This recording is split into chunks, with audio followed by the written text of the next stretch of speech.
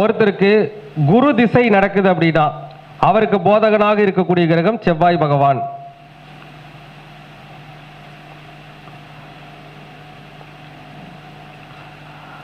ஒருத்தருக்கு சுக்கிர திசை நடக்குதுன்னா அவருக்கு போதகனாக இருக்கக்கூடிய கிரகம் குரு பகவான்.